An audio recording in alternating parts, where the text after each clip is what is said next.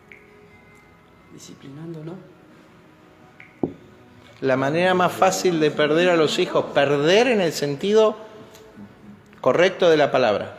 Brindándole todo. Vos los consentís y los corrompés. No estoy diciendo que la relación tiene que ser de una aspereza absoluta, no. Tiene que haber amor. No, tiene que haber un equilibrio entre... Pero ¿qué pasa al que no entiende la iglesia como familia en el sentido absoluto, no en el sentido parcial? Ah, me quiero sentir bien. En una familia, no digamos que nos vamos a sentir bien, porque hay veces que queremos salir corriendo también, ¿no? Ahora te doy enseguida. Dale, Carlos. Que es importante también, así como lo que planteaba Martín, que es importante también la exhortación en la familia, porque si no, bueno, como hay confianza, bueno, yo no le voy a decir a mi hermano lo que está haciendo mal, porque si no el hermano se va a ofender. Claro. Yo creo que también eso es importante y es crecimiento. Claro. Mi hermana, te quiero decir algo que es secreto de sabiduría. Por eso Proverbios, el libro del hombre más sabio de la tierra después de Jesús, dice: corrige al necio y te aborrecerá, el sabio te amará. Amén. Porque hay una cuestión que nadie dice, por eso hay que definir compinche de hermano, separarlo. El hermano le va a interesar tu vida, y porque le interesa tu vida va a venir la corrección. El compinche no va a estar siempre bien con vos. ¿Por qué? ¿Por qué va a estar siempre bien con vos? Aunque te estés cayendo, no te... Porque no le importás. Es así. Diga hermano. Hermano. Adelfos. Hijos de una misma matriz.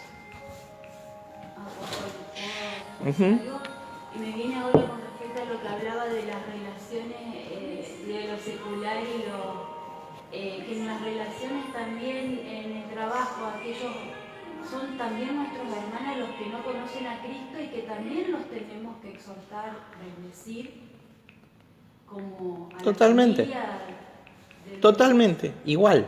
de la misma manera. Igual, aunque no se conduzcan como hermanos. Exactamente. Sí.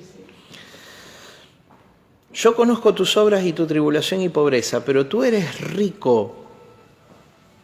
Y la blasfemia de los que se dicen ser judíos y no lo son, sino sinagoga de Satanás. No le tengan miedo al rechazo. Blasfemia, el mal decir. ¿Vos tenés miedo de que hablen mal de vos? Te tengo una noticia. Cuando vos te muevas en la voluntad de Dios, ¿sabés qué va a pasar? Van a hablar mal de vos. Si vos te movés fuera de la voluntad de Dios, que hablen mal, es una consecuencia. ¿Me entendés? Pero cuando vos estás haciendo la voluntad de Dios, que hablen mal, es una ley.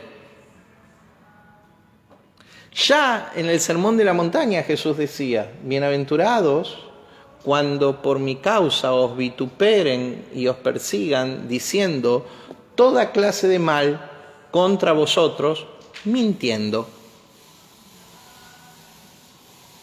¿Se entiende? Una fumigación se está haciendo.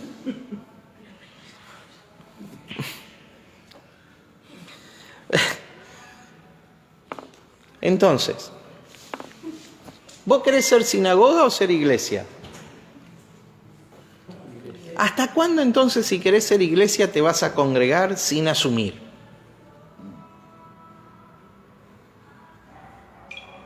¿Hasta cuándo vas a participar de una comunidad sin desarrollar influencia? ¿Qué es lo que la iglesia debiera hacer? influencia real. ¿Hasta cuándo vamos a ser poderosos entre nosotros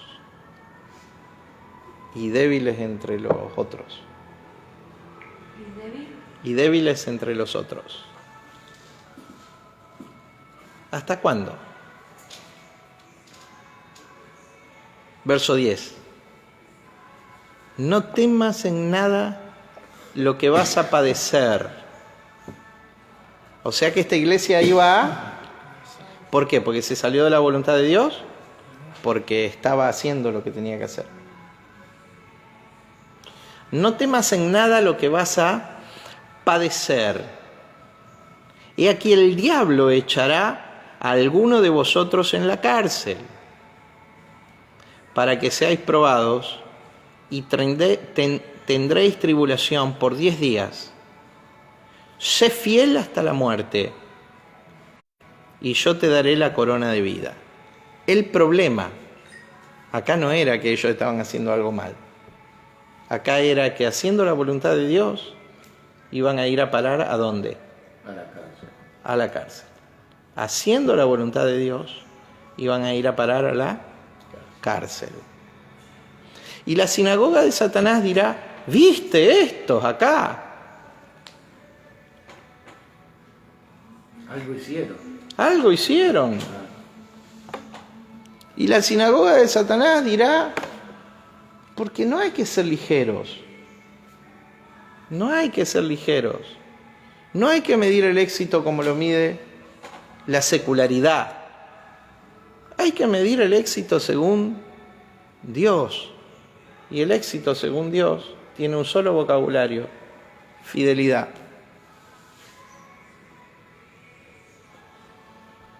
No temas en nada lo que vas a padecer.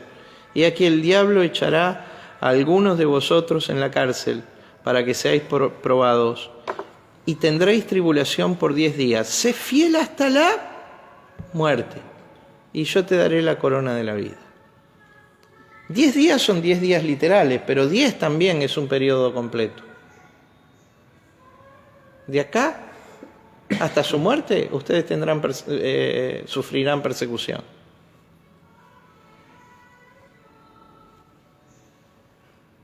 Y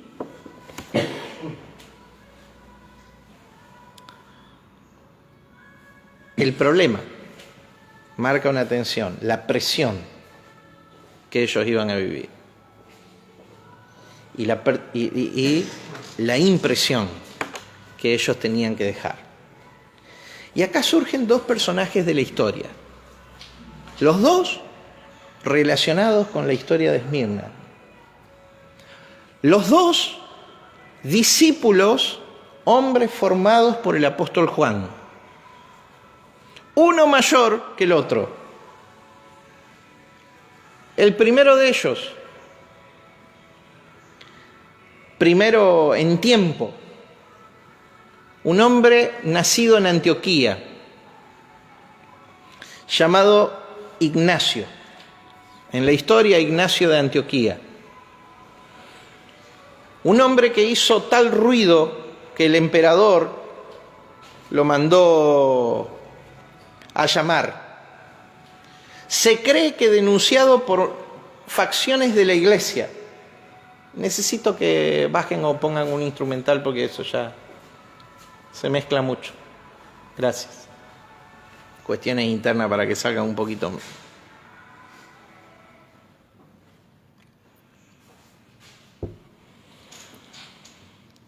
Estoy leyendo algunos comentarios que están haciendo. Estábamos hablando de Ignacio de Antioquía. Ignacio de Antioquía fue uno de los padres de la iglesia, considerado entre los más relevantes de aquella generación, discípulo de Juan el apóstol. Un hombre formado en la iglesia, líder de la iglesia de Antioquía. No está entre las 7 cartas. Pero cuando se dice que Ignacio fue denunciado por facciones de la propia iglesia, escúcheme, y detenido para comparecer ante el emperador, como lo fue Pablo, ¿sí? Y como lo fue Pedro, obispo de la iglesia de Antioquía, ¿sí? Mensajero de Dios en ese lugar. El grupo que lo detuvo por navegación, porque era así, pasó por la ciudad de Esmirna. ¿Me sigue? Se navegaba no atravesando el mar, se navegaba yendo de puerto en puerto, ¿sí? Y en la ciudad de Esmirna estuvo durante mucho tiempo. Él escribe 7 cartas, que son 7 cartas que son documentos de la iglesia en ese momento, 4 de las cuales las escribe desde Esmirna. La más importante de las 4 que escribe en Esmirna es una carta dirigida a la iglesia de Esmirna y a su pastor, un tal Policarpo, compañero de discipulado, también discípulo de Juan, también obispo, pero en la iglesia de Esmirna, en la iglesia de Esmirna. Sus documentos hoy son tremendamente importantes. Él va y comparece en Roma después de esto. Desde Roma escribe las otras 3 cartas. Él va y comparece en Roma frente al emperador y dice que su anhelo, igual que el apóstol Pablo, era morir de la misma manera que Cristo. No de la misma manera en cuanto a la forma, sino entregándose como mártir. En la arena romana fue despedazada por dos leones. Se dice que en el momento que iba a ser ejecutado, este hombre dice en su discurso delante del emperador romano que él no quería vivir un segundo más en un mundo tan injusto, gobernado por personas tan viles, que él deseaba tener su ojo a ojo con su Salvador, ¿sí? Y dice que fue corriendo hacia donde estaban los 2 leones y se echó encima de ellos. Inicia una era de mártires, Ignacio de Antioquía. Policarpo, en Esmirna, uno de sus discípulos, anciano de la iglesia, es tomado preso, es ejecutado. Miro para arriba porque no recuerdo el nombre. Germánico, ahora me salió. Es ejecutado. Desata una serie de persecuciones en Esmirna y en la iglesia de Esmirna, atroces, de las primeras persecuciones por el Estado romano que hubo tan viles, ¿sí? Y termina muriendo en una hoguera. Dice que el Espíritu Santo le daba testimonio que iba a morir por la causa de Cristo y que mientras estaba en la hoguera había palabras de agradecimiento a su Salvador por tenerlo por digno de morir por la causa de Cristo. 10 persecuciones en 300 años por parte del Estado romano y el César vivieron los cristianos. Un historiador secular romano escribe: la sangre de los mártires abona el crecimiento, desarrollo e influencia de la Iglesia en todo el imperio. ¿Cuándo la Iglesia ha crecido más en el mundo? ¿Alguien me puede decir? Sí, durante las persecuciones. Durante las persecuciones. Sí. En todos los Porque tiempos. cuando viene el sacudón, solo quedan los que son auténticos. ¿Me está escuchando? Cuando viene los que quedan son los auténticos. A Germánico, su tribunal le dijo, discípulo de Policarpo en Esmirna, su tribunal estatal, le dice, tened misericordia de tus años, negá tu fe y conserva tu vida. Él consideró un insulto a lo que le proponían. Gente que por asumir su condición de hijo, de cristiano, ¿sí?, de pequeño Cristo, tenía en alta estima ir a la muerte con tal de no negar su fe. ¿Y qué le dice el Señor Jesús a la iglesia de Esmirna, al ángel de Esmirna, al mensajero de Esmirna, posiblemente Policarpo? ¿Qué le dice? Sé fiel hasta la muerte. Las fuerzas en tensión acá no es felicidad. Es la felicidad que la secularidad nos quiere presentar. ¿Contra qué? Fidelidad. Juzgue usted cuál tiene que ser el objetivo de la vida.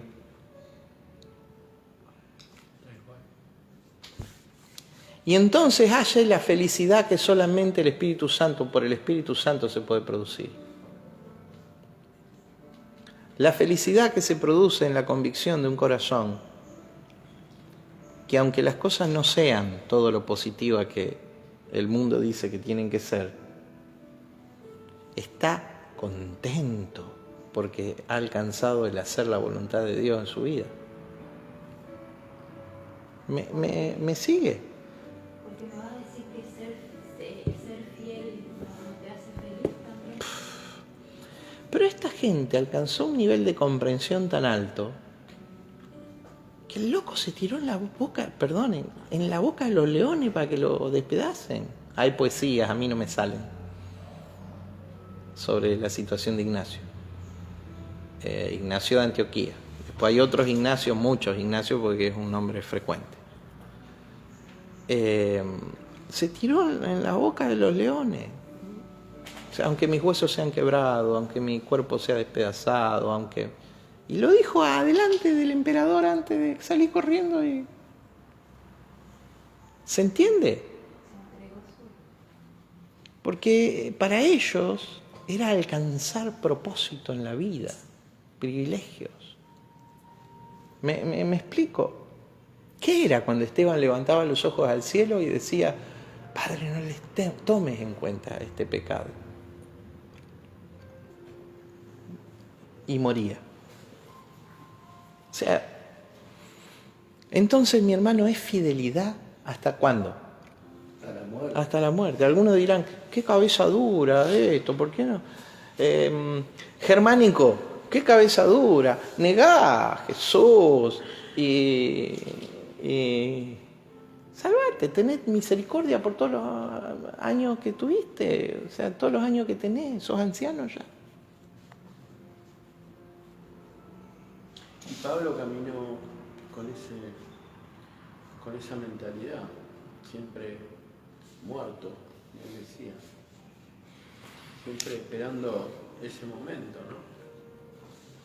Hay gente que no aguantan que hablen mal de ellos. Imagínate, ¿no? Imagínate. Y esto les causa un conflicto. Maduremos.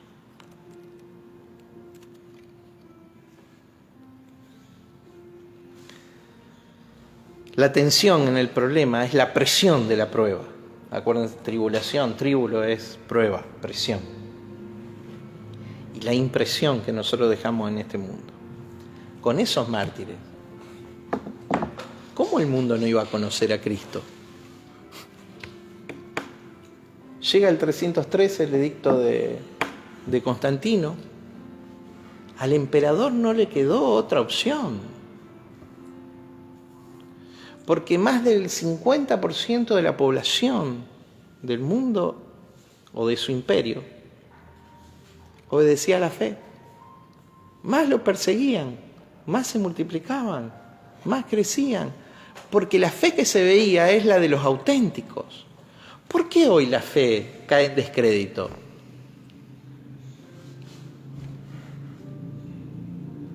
Que no hay fidelidad. No. Por los que no son fieles. ¿Sí o no? Por ellos cae en descrédito la fe.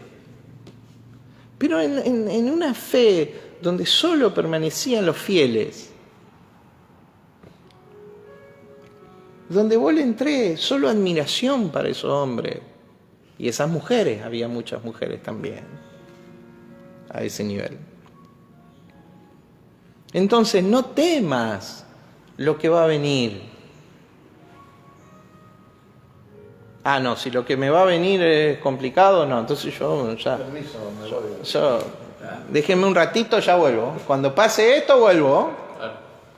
Hasta que no se clarifique esto, que no sé qué está pasando.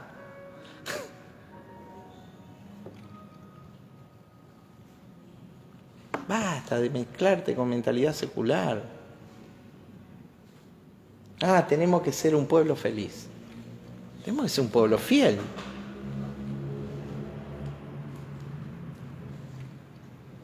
Ah, nos juntamos para cantar y qué lindo. Está bien, hay mucha satisfacción en algunas vivencias, pero quiero que sepas que lo que Dios busca es fidelidad. Sí, Reina. Tiene que ver también mucho con la identidad, de saber quiénes somos. Totalmente.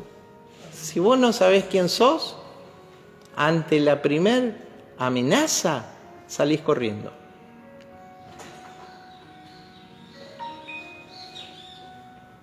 Pero bueno, esto se te tiene que revelar y oro por tu vida. Y por eso la principal actividad de mi vida hoy es la oración. Porque aparte de darte esto, así, que tiene que ver con mis mayores y más profundas convicciones, con lo que es convicción en mi vida, no es solamente lo que dice la palabra, ¿eh? Puedo orar por vos, después no puedo hacer más nada, aunque quisiera. El apóstol Pablo más o menos decía algo parecido. No puedo hacer más nada. Porque lo que toca hacer, te toca hacer ¿a quién? A vos. Yo puedo orar por tu vida, sembrarte esto, y por todos mis medios de esfuerzo ser una especie de modelo. Pálido, tibio, no puedo ser otra cosa, pero una especie de modelo. ¿Sí? Y después te toca a vos llevar lo tuyo adelante, que es lo de Dios a través de tu vida. ¿Se entiende? A cada quien nos toca nuestra parte.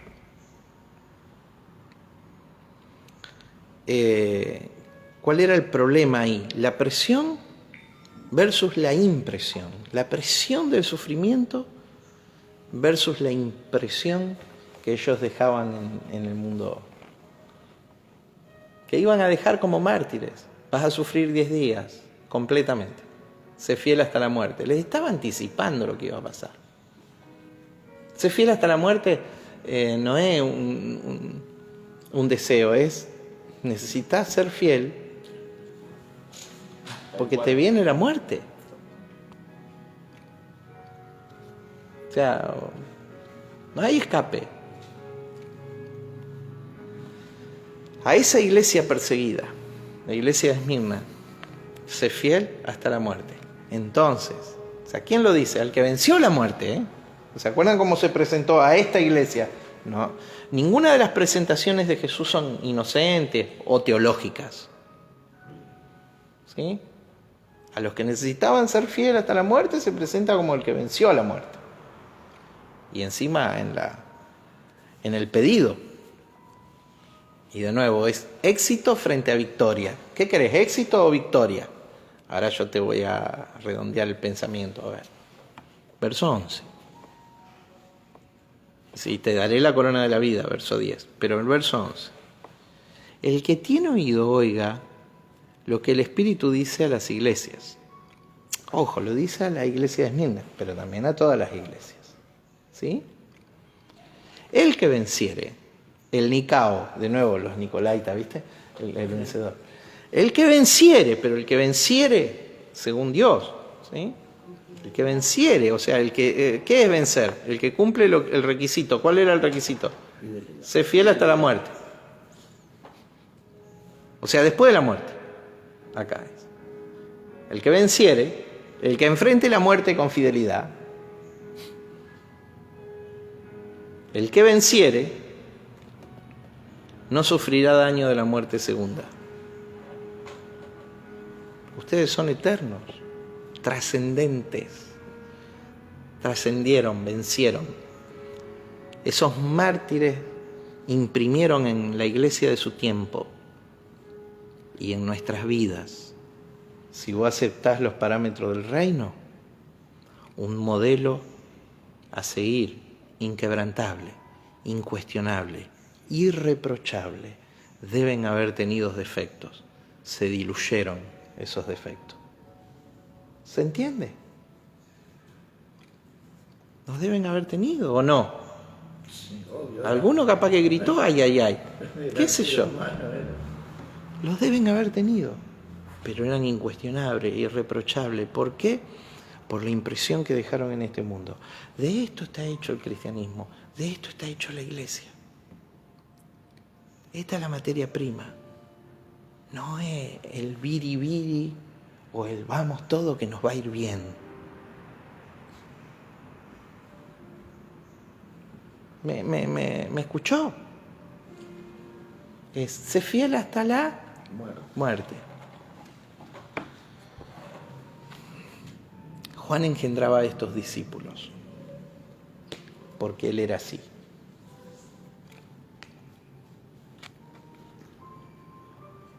Amén. ¿Qué discípulos engendraremos nosotros? Fiel. Para engendrar esos discípulos, ¿cómo tenemos que ser? Fieles. Porque así como te mueves vos, así se mueve también ante que vos enseñás. Lo que pasa es que hay algunos discípulos que tenemos que ya vinieron aprendidos de otros lados. Y tiene que morir. Y es en todo también. Entonces no aprendas de tu casa ministerial, aprende de la fuente. También de tu casa ministerial aprende, pero aprende de la fuente. ¿Me explico? ¿Alguna pregunta? Mirá, la tenemos a María Isabel Pare, por acá lo tenemos a Leonardo Vallejo, qué sorpresa. Juan Marcos dice, ¿hasta cuándo vamos a ser poderosos entre nosotros y débiles ante los otros? Tremendo. Bueno, una de las cosas que quedó esta mañana. Bendecimos a tu pueblo, papá. Bendecimos a tu pueblo, papá. Y yo te pido que tu pueblo desarrolle la mentalidad de no ser engañado para ser llevados a una mentalidad secular de éxito, felicidad y alegría, ser transportados a una mentalidad del reino de fidelidad, profundidad, imagen de Cristo. En el nombre de Jesús de Nazaret. Amén. Amén. Iglesia de Esmirna, riquísima. Sí, mi reina, yo oré como cerrando, pero soy todo de ustedes. Tenemos unos minutitos si quieren todavía. Sí, yo le quería dar gracias a usted y a la profeta por Bueno. enseñarnos el valor del servicio, que sabemos que viene de la fuente, Me tocas un punto de debilidad. Le quiero dar gracias y honra por eso, porque del valor del servicio. Gracias, me siento honrado por vos. Como hija ministerial, me siento honrado. Te quiero decir algo, se lo quiero decir a ustedes. Me tocas un punto de debilidad, no tiene que ver conmigo. Yo por lo general enseño que ese tipo de cosas tienen su lugar. Sí, igual lo pensé. Pero digo otra cosa. Pero cuando me decís de mi señora, ojalá no lo vea. Mi esposa es un modelo de servicio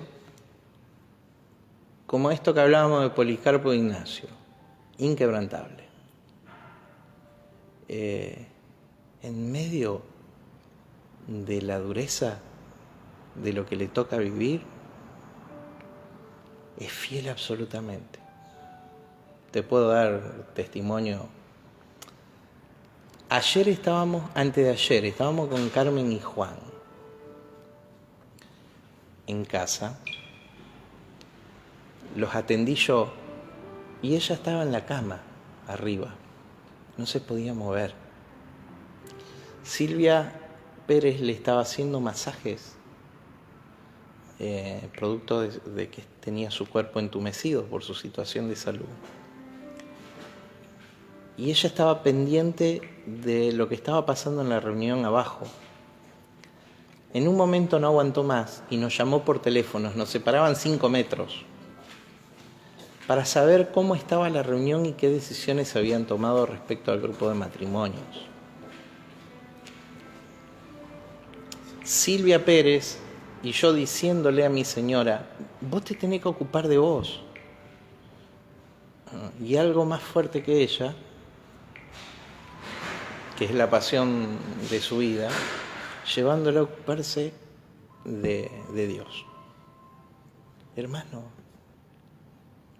si vos no tenés valor sobre estas cosas, lo siento por vos. Me duele tu vida. Yo entiendo desde qué lugar lo decís. Pensar que hay personas que desprecian estas cosas y ven la situación de salud y no ven la persona y los valores que hay detrás de esa situación. Sí, Carmencita. Apóstol, yo más que obviamente que las enseñanzas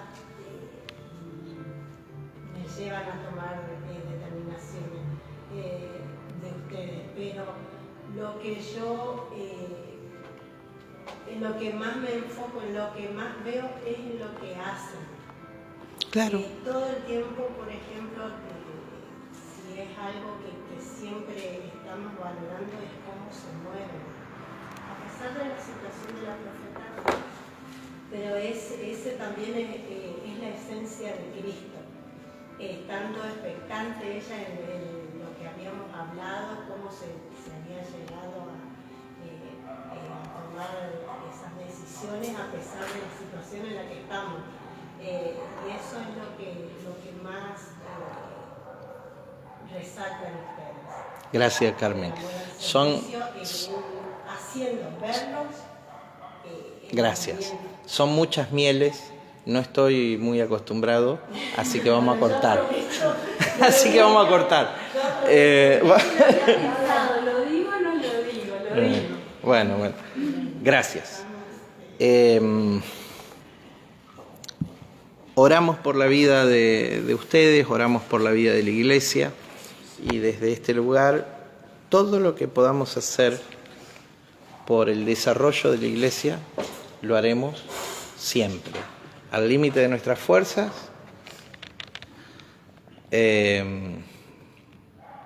Y éxito real en el reino tiene que ver con victoria. El éxito es una dimensión secular, la victoria es una dimensión espiritual. ¿La victoria en qué consiste? El éxito consiste en ruido, en fama, en poder, en prestigio, en dinero, en muchas cosas temporales. Pero la victoria consiste en fidelidad hasta la muerte. Nunca te lo olvides eso. Amén. Los bendigo. Oremos. Padre, en el nombre de Jesús, gracias por tu palabra. Gracias, Señor, gracias.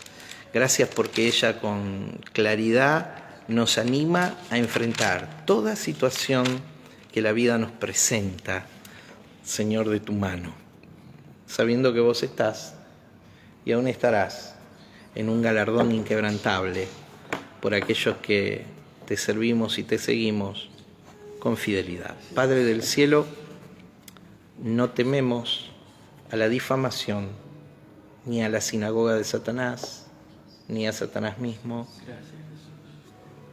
Padre, oramos para que tu eclesía sea lo que vos determinaste que sea, y no lo que los hombres están formando, sino lo que de vos está brotando hacia tu cuerpo. En el nombre de Jesús de Nazaret. Amén. La semana que viene, mensaje de el Señor Jesús a la iglesia de Pérgamo. ¡Wow! Nos vamos edificados esta mañana. Aprovecho, antes que se vayan, invitar a que participen en la celebración de ICB esta noche, esta tarde, temprano, a las 6 de la tarde, en Olesio 1555. Los bendigo y nos vemos ahí con la mayoría de ustedes. Otros que nos ven de otras ciudades, chao, nos vemos por medio del Face.